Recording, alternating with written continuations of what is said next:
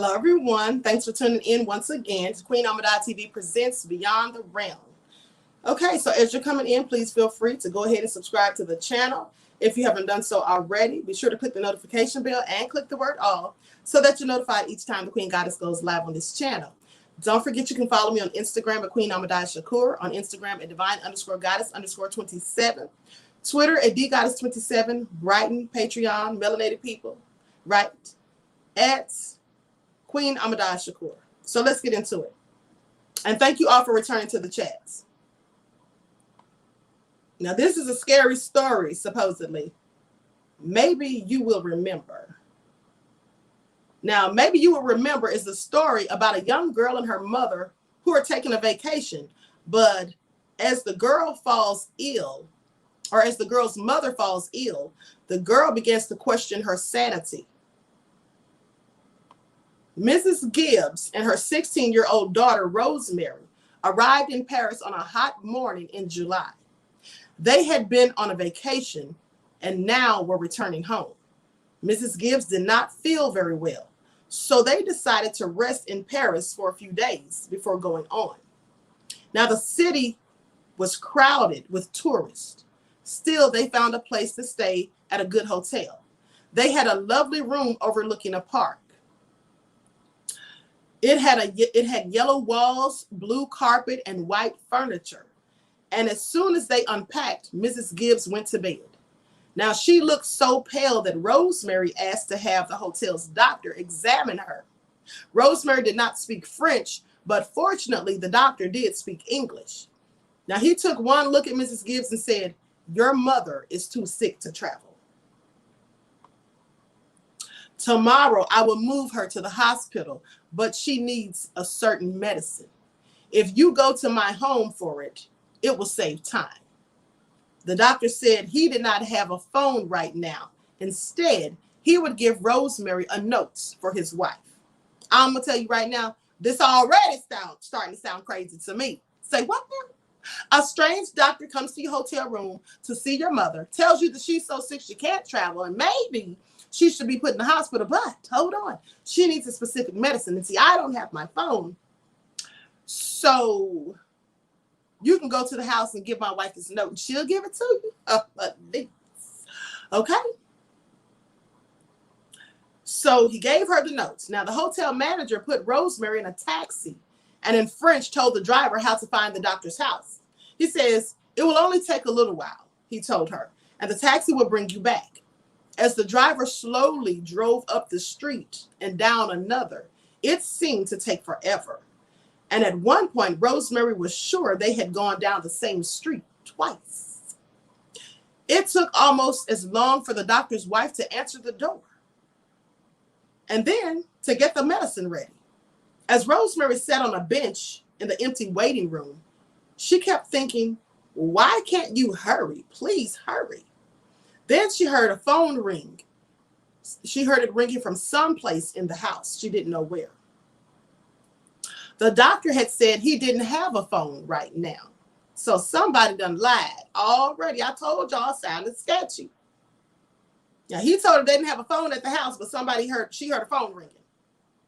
What's going on, she thought. They drove back as slowly as they had come, crawling up one street and down another. Rosemary sat in the back seat, filled with dread, her mother's medicine clutched in her hand. Why was everything taking so long, she wondered. She was sure the taxi driver was going in the wrong direction. "Are you going to the right hotel?" she asked. He didn't answer. She asked again, but still there was no reply. What? Honey, at that point, I'd opened that door and jumped out and ran. Okay? But the lies he told says nothing. Woo, honey, this is already getting scary. Now, I don't know this story. I just found it on the internet, honey, and said I'm going to talk about it because it seemed kind of juicy just from the headline. So anyway, when he stopped for a traffic light, she threw open the door and ran from the cab. I know that's right, honey, because that's clearly what I would have done. Now, she stopped a woman on the street. The woman did not speak English, but she knew someone who did. Rosemary was right. The taxi had been driving the wrong direction. When she finally got back to the hotel, it was early in the evening. Now she went up to the desk clerk who had given her the room. "I'm Rosemary Gibbs," she said. "My mother and I are in room 505. May I please have the key?" The clerk looked at her closely. "You must be mistaken," he said. "There is another guest in that room. Are you sure you're at the right hotel?" He turned to help someone else. She waited until he was finished. "You gave us that room yourself when we came in this morning," she said. "How could you forget?" He stared at her like she had lost her mind. She asked to see. "You must be mistaken," he said again. "I have never seen you before in my life. Are you sure you're at the right hotel?" She asked to see the registration card. They had filled it out when they arrived. It's June and Rosemary Gibbs. That's our name," she said. The clerk looked in the file. "We have no record or card for you. You must be in the wrong hotel." "The hotel doctor will know me," she replied. "He examined my mother when we arrived. He sent me for medicine that she needs. I want to see him." The doctor came downstairs. "Here is the medicine for my mother," Rosemary said, holding it out to him. "Your wife gave it to me." "I've never seen you before," he says. "You must be at the wrong hotel, sweetie." She asked for the hotel manager who had put her in the taxi. Surely he would remember her. "You must be in the wrong hotel," he also said. "Let me give you a room where you can rest. Then maybe you'll remember where you and your mother are staying." "I want to see our room," Rosemary said, raising her voice because she was clearly annoyed at this point. Ooh, this is all sounding so crazy. "It's room 505. It was nothing like the room. When they took her to the room, it was nothing like the room she had remembered. It had a double bed, not twin beds. The furniture was black, not white. The carpet was green, not blue. There was someone else's clothing in the closet. The room she knew had vanished. So had her mother.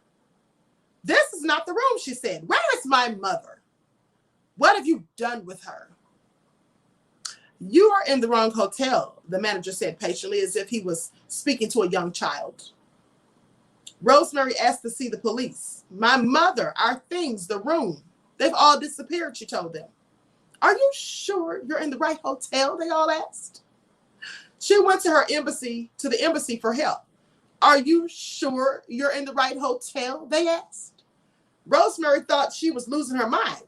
Why don't you rest here for a while? They all said. Then maybe you'll remember. Honey, what kind of story is this? Twilight Zone, clearly, right? Now, they said, what happened to Rosemary's mother? When the hotel doctor saw Mrs. Gibbs, he knew at once that she was about to die. She had a form of a plague, a dreaded disease that likely or killed quickly and caused very frightening epidemics. If the word got out that the woman had died of the plague in the heart of Paris, there would be a panic. People in the hotel and elsewhere would rush to escape. The doctor knew that the hotel's owners, he knew what they expected. He was to keep the case a secret or else they would lose lots of money. This sounds like the pandemic, people. So to get Rosemary out of the way, the doctor sent her to the other side of Paris for some worthless medicine that her mother didn't even need. As he expected, Mrs. Gibbs died soon after she left. Her body was smuggled out of the hotel to a cemetery where it was then buried quickly. A team of workmen quickly repainted the room and replaced everything in it. That's why that taxi driver was riding all around, honey, going, just killing time and stalling. Whew. So the desk clerks were ordered to tell Rosemary that she was in the wrong hotel when she insisted on seeing her room. It became a different place. And of course, her mother had vanished, and all those involved were warned that they would lose their jobs if they gave away the secret. To avoid panic in the city, the police and newspapers agreed to say nothing of the death. No police reports were ever filed. No news stories appeared. And it was as if Rosemary's mother and her room had never even existed.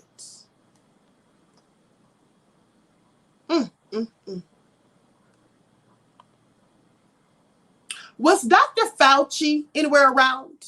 Maybe he was the one who sent her to get the medicine. No less.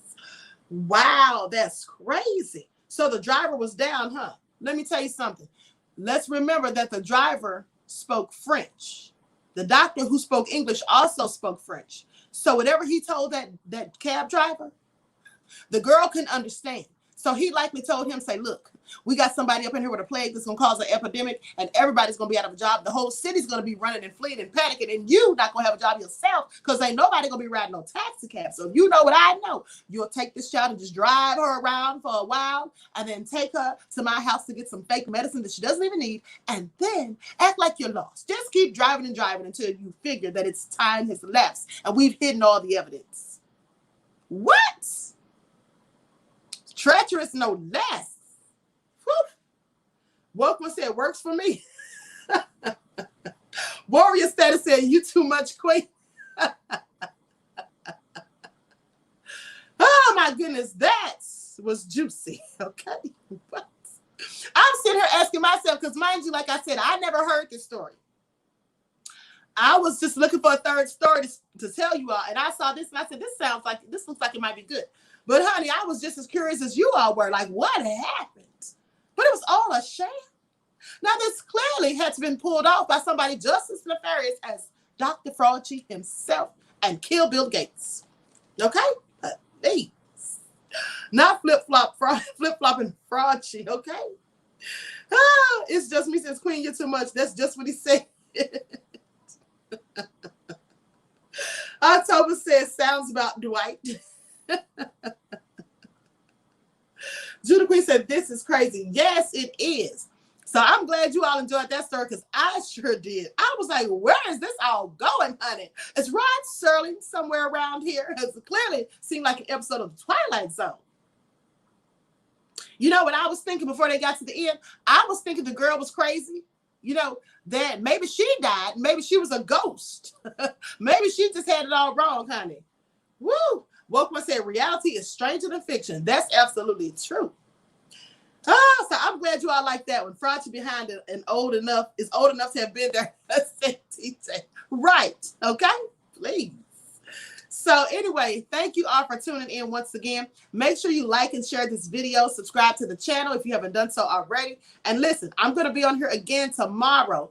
Also, I'm going to be doing your spiritual vitamins tomorrow. Make sure you tune in for that. I'm going to start posting the videos probably around 11:30 probably around noon to 12:30, right? I'm going to start posting. And all the moderators, don't forget that we have a meeting in the morning at 11 o'clock, all right? So Eastern Standard Time. So I'm going to send you all the invites for the Zoom call, all right? So that all being said, everyone enjoy the rest of this lovely evening and stay positive and uplifting, be constructive and productive and never destructive. And until next time, Royal Family, I'll talk to you all again soon. Thank you, Danny. Danny says, good story. Thank you, beloved. Erin says, thank you, Queen. Well, thank you, beloved, for tuning in. So I'll talk to you all again soon. Peace.